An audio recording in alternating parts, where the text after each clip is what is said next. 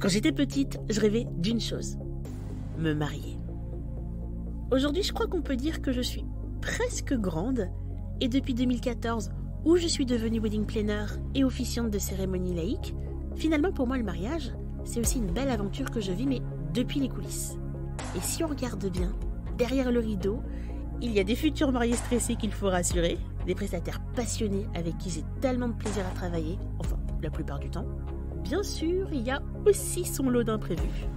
Et pourtant, c'est la plus belle expérience de ma vie. C'est aussi un ascenseur émotionnel, parce qu'être entrepreneur, même dans le secteur du bonheur, c'est pas tous les jours rose.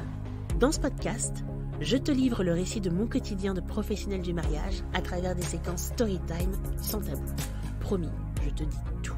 Attention par contre, il y a peut-être un petit peu moins de paillettes que ce que tu crois. Je m'appelle Fabiola, je suis wedding planner, officiante de cérémonie, entrepreneur, et voici mes confessions.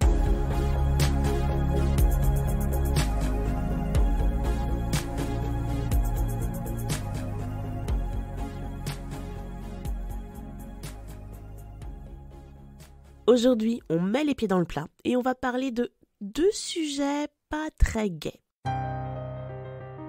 Non mais moi j'ai promis que je parlerai pas que des paillettes. Donc petit 1, la rupture.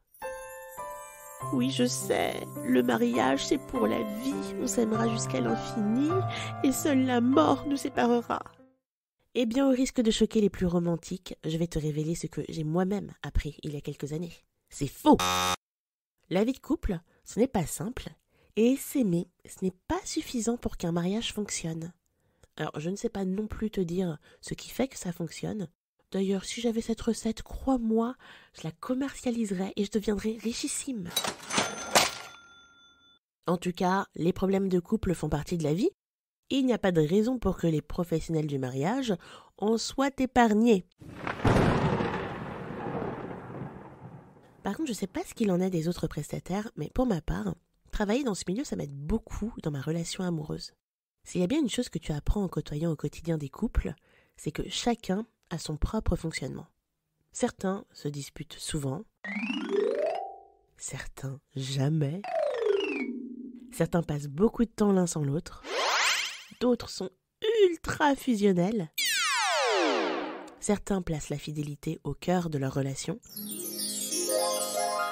d'autres non. Ça, je t'avoue, ça m'a beaucoup surprise. Dans mon monde à moi, se marier, ça veut dire exclusivité. Mais après tant d'années auprès de tant de couples, je sais que ma vision du mariage, c'est pas la meilleure. Elle est seulement la meilleure pour moi. Et je l'espère pour mon couple. Petite parenthèse, grâce à mon métier, j'ai aussi arrêté de juger l'adultère. Si vous saviez le nombre de couples que j'ai mariés et dont la relation a débuté alors que l'un, ou bien les deux, n'était pas tout à fait libre. C'est drôle parce que je vois bien qu'ils prennent des pincettes au moment de m'expliquer comment leur relation a démarré. Mais je suis contente parce que j'ai l'impression que c'est parce que je les mets suffisamment en confiance qu'ils osent me le révéler. Évidemment, ils n'ont pas besoin de me préciser que je ne dois pas le dire lors de la cérémonie, mais avant même qu'on signe, je leur dis que j'ai besoin de comprendre tous les aspects de leur relation pour leur offrir la plus belle des célébrations. Donc ils comprennent à leur tour que c'est important et que tout cela sera fait sans aucun jugement de ma part. Mais bref, passons parce que c'est pas pour cette raison que mon couple a implosé il y a quelques années. Parce que oui, aujourd'hui, il s'agit d'une rupture que j'ai vécue. Il faut savoir que en 2016 et 2017, j'ai eu 2 très grosses saisons, un peu plus de 35 mariages je crois. C'était vraiment très intense et clairement, je n'avais plus de temps en dehors de mon travail. Je n'avais plus aucune vie sociale et je ne voyais que très peu mon mari du coup. On s'est donc pas mal éloignés. Durant l'été, j'ai quand même réussi à prendre quelques jours de congé pour le rejoindre dans sa famille, mais après une énième dispute, j'ai écourté mes vacances, je suis rentrée à Paris plus tôt et toute seule.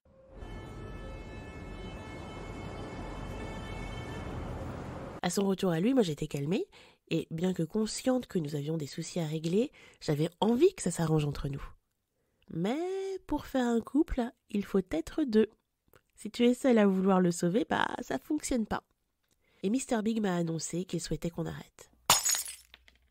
Je m'y attendais vraiment pas. Je suis tombée de tellement haut. J'ai donc commencé à me renseigner sur les démarches à entreprendre, j'ai contacté un avocat, je me voyais déjà retourner vivre chez mes parents, l'horreur, devoir annoncer notre séparation. Il y a une chose à laquelle je n'ai pas pensé tout de suite, c'est mon travail. Comment célébrer l'amour quand il vient justement de se faire la malle?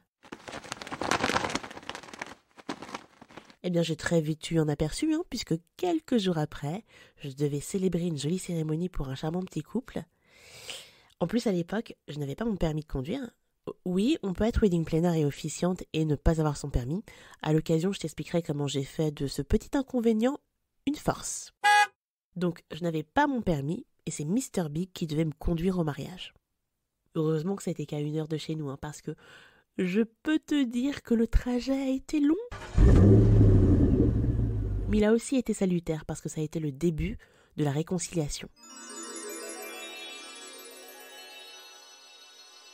Et je peux te le dire, ça a été une vraie difficulté de célébrer ce mariage.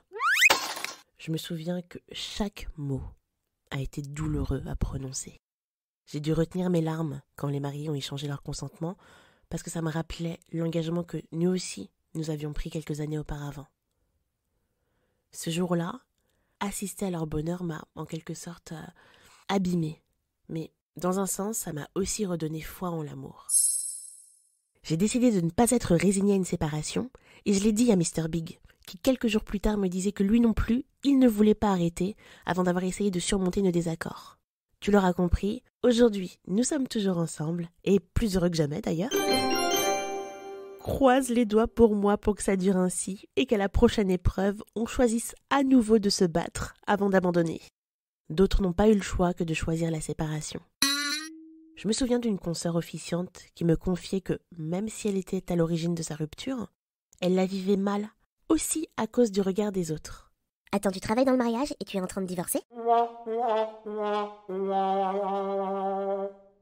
fait, les gens réagissent comme si c'était contagieux. Et non, être marié, heureux en couple ou être en couple tout court d'ailleurs, ce n'est pas une prérogative pour travailler dans le mariage.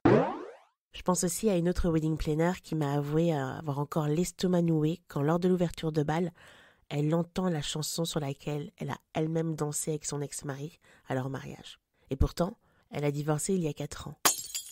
Bref, tout ça pour dire que dans les métiers du mariage, la maxime c'est « The show must go on ».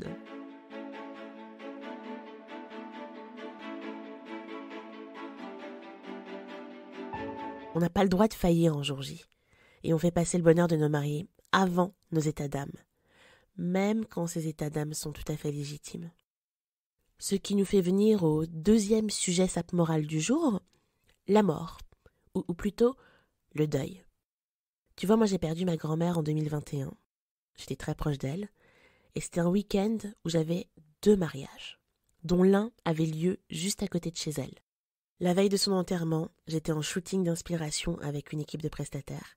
Et 2 jours après, je repartais pour une nouvelle cérémonie. Et j'ai assuré tous ces mariages et tous ces engagements, avec le sourire en prime, pour ne pas faire peser sur les mariés et mes partenaires le poids de ma tristesse. Alors que j'étais tellement mal que si j'avais été salariée, j'aurais supplié mon boss de m'accorder quelques jours de congé. Quand tu n'as pas de temps à accorder à tes émotions, un jour elles te reviennent en pleine tête. Et encore aujourd'hui, je suis pas sûre d'avoir tout à fait mon deuil. En partie parce que j'ai dû ravaler ma tristesse durant plusieurs semaines. Et je peux pas m'empêcher de penser à la prochaine fois où je vais perdre un proche. Est-ce que ça tombera bien, entre guillemets, et ce sera durant l'hiver et je pourrai couper plusieurs jours, plusieurs semaines? Ou bien est-ce que ce sera en pleine saison et je serai obligée d'afficher ce sourire forcé sur mon visage pour que personne ne sache qu'il n'y a pas autant de paillettes que ça dans ma vie en ce moment? Bon, je vais m'arrêter là parce que tu le sens bien, l'émotion commence à monter. Et l'idée n'est pas non plus de faire pleurer dans les chaumières. Parfois, le bonheur d'exercer ce métier ne suffit pas, mais je regrette pas pour autant. Je sais que c'est une chance, et aussi beaucoup de travail, de vivre d'un métier que j'aime. Il a ses mauvais côtés, mais pour rien au monde je ne changerai. Bon, t'as vu, après cet épisode pas très gai, là je tente de terminer sur une note positive. Promis, la prochaine fois, ce sera un petit peu plus léger. Et si tout cela ne t'a pas fait peur et que tu rêves de devenir wedding planner, sache que les candidatures pour le programme WBF sont ouvertes. Le programme WBF, c'est une formation en immersion dans mon agence pour t'aider à prendre confiance, gagner en expérience, parfaire ton expertise et booster ta propre agence d'organisation de mariage. Tu trouveras plus d'infos sur mon site weddingbyfabiola.fr. N'hésite pas à me dire ce que tu as pensé du podcast et à me suivre sur Instagram, TikTok, Pinterest. Tu me trouveras sous le nom Wedding by Fabiola. À bientôt!